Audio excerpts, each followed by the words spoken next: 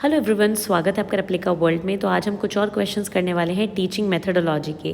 तो इससे पहले हम लोग काफ़ी क्वेश्चंस कर चुके हैं टीचिंग मेथडोलॉजी के।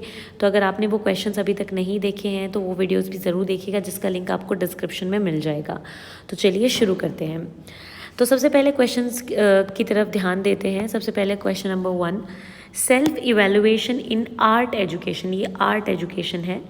Refers to which of the following. जब आर्ट एजुकेशन में सेल्फ इवेल्युएशन होता है तो उसका क्या मतलब होता है? Teacher evaluated by the academic incharge, teacher evaluating student performance, teacher reflecting on his और her competency of art education, या teacher responding to student performance. तो हमें इसमें से बताना है। तो आर्ट एजुकेशन में सेल्फ इवेल्युएशन का मतलब होता है ऑप्शन 3, यानी कि टीचर इवेलुएट कर रहे हैं या टीचर रिफ्लेक्ट कर रहे हैं ऑन हिज और her competency of art evaluation. मतलब आर्ट इवेल्युएशन की उनकी कॉम्पिटेंसी क्या है, इसको वो रिफ्लेक्ट कर रहे हैं। नेक्स्ट है बाबरी मस्जिद का जो इंसिडेंट था वो क्लासिकल एग्जाम्पल किसका था? लिंग्विज्म, रीजनलिज्म, कास्टिज्म या फिर कम्युनलिज्म। तो कम्युनलिज्म आपने सुना होगा कि कभी दो धर्मों के बीच में कोई क्लैशेस हो जाते हैं तो कम्युनल दंगे हो जाते हैं, है ना। तो वहीं से आप इसको याद कर सकते हैं कि ये कम्युनलिज्म होता है। नेक्स्ट है human language unlike that of animal is organised into 2 layers. Okay, तो हमें टेक्निकली बताना है कि इसको क्या कहेंगे कि 2 लेयर में होती है human language. Double articulation, language articulation, dual sound या फिर सिंगल साउंड। तो इसको बोलते हैं डबल आर्टिकुलेशन, ठीक है। डुअलिटी, डबल आर्टिकुलेशन, ठीक है, डबल आर्टिकुलेशन। नेक्स्ट है identify the symbol that is not a part of the mathematical language. Mathematical language का कौन पार्ट नहीं है? तो greater than, equal to, psi, divide या फिर नॉट इक्वल टू। तो हमें पता है साई नहीं होता, बाकी तो सारे होते ही हैं, ठीक है। नेक्स्ट क्वेश्चन की बात करते हैं। व्हाट इज द सिग्निफिकेंट की factor in the ecosystem. Significant की फैक्टर क्या है इकोसिस्टम में? एनर्जी फ्लो, ऑटोट्रॉफ, प्लांट या फिर सॉइल। तो इसका आंसर है एनर्जी फ्लो, ठीक है। क्योंकि जब हम फूड चेन में देखते हैं तो एनर्जी फ्लो ही वहाँ पे काम कर रहा होता है। नेक्स्ट है readers look at the organisation of the text ideas without relating it to the prior knowledge और experience. Which of the reading model does this define. मतलब कि रीडर जो है वो अभी के ऑर्गेनाइजेशन पे ध्यान दे रहा है, टेक्स्ट के आइडियाज़ के, बट वो पुरानी अपनी नॉलेज को उससे रिलेट नहीं कर रहा। तो इस रीडिंग मॉडल को क्या बोलेंगे? लेटरल, इंटरैक्टिव, टॉप डाउन या फिर बॉटम अप। तो ये है बॉटम अप। इस तरीके का एक और क्वेश्चन प्रीवियस ईयर में आया था जिसमें कि इसके उल्टा पूछा गया था कि रीडर जो है अभी टेक्स्ट को देखेगा, आइडिया को देखेगा, बट अपनी प्रायर नॉलेज को भी उससे कनेक्ट करेगा। तो उसको क्या बोलेंगे?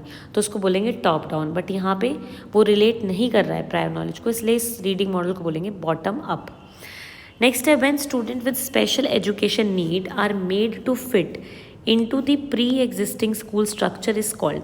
जब हम स्पेशल एजुकेशन वाले बच्चों को प्री एग्जिस्टिंग स्कूल स्ट्रक्चर में ही ढालेंगे, उनको उसमें फिट करने की कोशिश करेंगे, तो इस एजुकेशन को क्या बोलेंगे? स्पेशल एजुकेशन नहीं, इंटीग्रेटेड एजुकेशन, रेमेडियल एजुकेशन या जनरल एजुकेशन। इसका आंसर होगा हमारा इंटीग्रेटेड एजुकेशन, ठीक है, क्योंकि हमने उनको उसी में इंटीग्रेट किया है। आपने पढ़ाई होगा बीएड में integrated education, inclusive education, special education, ये वही है। The process of augmenting the same type of skill from that word to begin with is called. जब हमें कोई स्किल्स यूज़ करनी होती है और हमें वो स्किल नहीं आती तो हम सेम टाइम पे उन स्किल को सीख भी रहे होते हैं और उनको इम्प्लीमेंट भी कर रहे होते हैं। तो इस चीज़ को क्या बोला जाता है? Unexpected learning, expected learning, discontinuous learning या कंटिन्यूअस लर्निंग। तो इसका जो आंसर है वो है continuous learning, continuous learning. Next question है learning is a complex process that leads to what type of growth in individual. Learning जो है वो एक कॉम्प्लेक्स प्रोसेस है, तो इससे क्या ग्रोथ होती है इंडिविजुअल के अंदर लर्निंग से? Physical growth, ecological growth, physiological growth या मेंटल ग्रोथ? तो मेंटल ग्रोथ होती है, मतलब कि मानसिक विकास होता है, ठीक है। नेक्स्ट क्वेश्चन पे चलते हैं।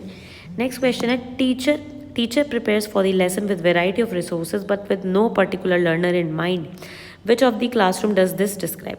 मतलब टीचर लेसन प्लान कर रहा है और रिसोर्सेज भी कलेक्ट कर रहा है, बट वो किसी लर्नर को माइंड में रख के ये काम नहीं कर रहा। तो वो किस टाइप के क्लासरूम के लिए वो लेसन प्लान कर रहा है?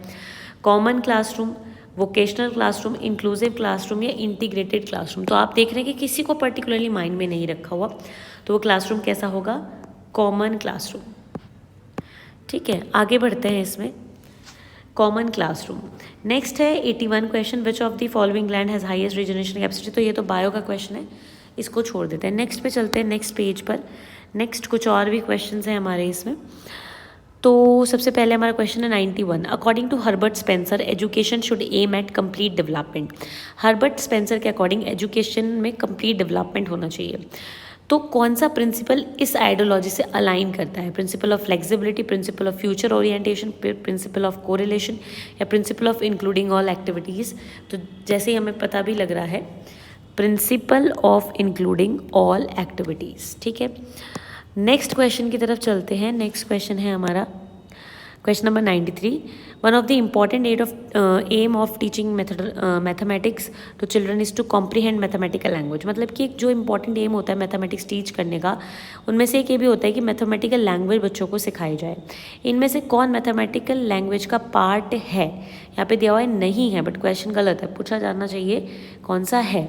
तो कौन सा है? फर्स्ट वाला है। इन ऑप्शंस में से फर्स्ट वाला इसका आंसर होगा, less than brackets plus equals to. ठीक है, नेक्स्ट है complete the statement with one of the following including art in education allow children to explicitly develop. मतलब आर्ट एजुकेशन से बच्चों के अंदर क्या डेवलप होता है? Reading skill, own expression, writing skill या टीचिंग स्किल। तो इसका आंसर होगा 2, ओन फ्री एक्सप्रेशन। अपना फ्री एक्सप्रेशन डेवलप होता है ना आर्ट एजुकेशन से। नेक्स्ट है एक इफेक्टिव इंक्लूसिव इन्वायरमेंट जो होता है वो बेनिफिशियल होता है लार्जेस्ट ग्रुप के लिए without disabilities. Artist develop many attributes. मतलब जो बच्चे डिसेबल नहीं है उनके लिए भी इंक्लूसिव इन्वायरमेंट बहुत अच्छा होता है। इंक्लूसिव इन्वायरमेंट का मतलब होता है कि हम नॉर्मल बच्चों के साथ स्पेशली एबल्ड बच्चों को लाएं, उनको एक ही स्कूल एक ही क्लासरूम में पढ़ाया जाए, बट स्पेशल एजुकेशन वाले बच्चों के लिए फैसिलिटीज़ दी जाएँ ताकि वो उस इन्वायरमेंट में एडजस्ट कर सकें। उसको इंक्लूसिव एजुकेशन कहते हैं। तो इंक्लूसिव एजुकेशन का फ़ायदा नॉन डिसेबल्ड ग्रुप को भी होता है। तो इसमें कहा गया कि इनमें से कौन सा एक फ़ायदा नहीं है? Which of this is not benefit of inclusion to the non-disabled group? Acceptance benefit है, compassion है, diversity tolerance। तो diversity नहीं है इसका फ़ायदा उनके लिए। ठीक है, नेक्स्ट जो हमारा क्वेश्चन है, differentiated assessments in school are example of what factor that promote inclusion. जो डिफरेंशिएटेड अलग अलग तरीके के असेसमेंट अपनाए जाते हैं स्कूल में, वो एक एग्जाम्पल है ऐसे फैक्टर का जो कि इंक्लूसिवनेस को प्रमोट करता है। तो वो कौन सा फैक्टर को मतलब कौन से फैक्टर का एग्जांपल है? एजुकेशनल मॉडिफिकेशन का, फिजिकल एडेप्टेशन का या एक्सपेंसेस का, एक्सेसिबिलिटी का। तो एजुकेशनल मॉडिफिकेशन का एग्जांपल है वो, है ना। एजुकेशनल मॉडिफिकेशन क्या आ गया, इसलिए असेसमेंट अलग अलग तरीके से करते हैं। स्पेशल बच्चों का अलग तरीके से असेसमेंट होगा, नॉर्मल बच्चों का अलग से होगा। ठीक है, नेक्स्ट हमारा क्वेश्चन है चूज़ द बेस्ट ऑप्शन इस चीज़ के लिए कि टेक्स्ट बुक में सारी इन्फॉर्मेशन होती है, चाहे वो ह्यूमन राइट्स के बारे में हो, चाहे वो वैल्यूज़ के बारे में हो, चाहे वो सोशल वैल्यूज़ या सोशल नॉर्म्स के बारे में हो। तो टेक्स्ट बुक को हम क्या कह सकते हैं? रिपोजिटरी कह सकते हैं कंटेंट की, नॉलेज बॉडी कह सकते हैं, सोशल इन्फॉर्मेशन कह सकते हैं, टूल फॉर सोशल चेंज कह सकते हैं। तो टूल फॉर सोशल चेंज कह सकते हैं। ठीक है, नेक्स्ट क्वेश्चन है which of the following emphasis the role of reward and punishment in learning. इनमें से कौन सा लॉ रिवॉर्ड और पनिशमेंट की इंपॉर्टेंस को दर्शाता है लर्निंग में? Law of exercise, law of readiness, law of effect या लॉ ऑफ प्रैक्टिस? तो हमें पता है लॉ ऑफ इफेक्ट। ठीक है, law of effect. Next question है what is learning in one context and applying it to the another called technology. कौन सी learning में हम एक चीज़ को सीखते हैं एक जगह से फिर उसको दूसरी जगह अप्लाई करते हैं, इस लर्निंग को क्या बोलते हैं? Advance learning, basic learning, transfer of learning या अप्लाइंग ऑफ लर्निंग? तो इसको बोलते हैं हम transfer of learning. Next question है अजंता पेंटिंग को कैसे कैरेक्टराइज किया जाता है? नेचुरल हेरिटेज की फॉर्म में, इनटेंजिबल कल्चरल हेरिटेज की फॉर्म में, टेंजिबल कल्चरल हेरिटेज की फॉर्म में या इन्वायरमेंटल हेरिटेज की फॉर्म में? तो टेंजिबल कल्चरल हेरिटेज की फॉर्म में हम इनको कैरेक्टराइज करते हैं। तो इस तरीके से ये कुछ हमने क्वेश्चंस किए। आई होप कि क्वेश्चंस आपके लिए हेल्पफुल रहे होंगे। अगर आपको ये हेल्पफुल लगे हों तो लाइक ज़रूर करें वीडियो को, अपने दोस्तों के साथ शेयर करें और एप्लीका वर्ल्ड को सब्सक्राइब करें।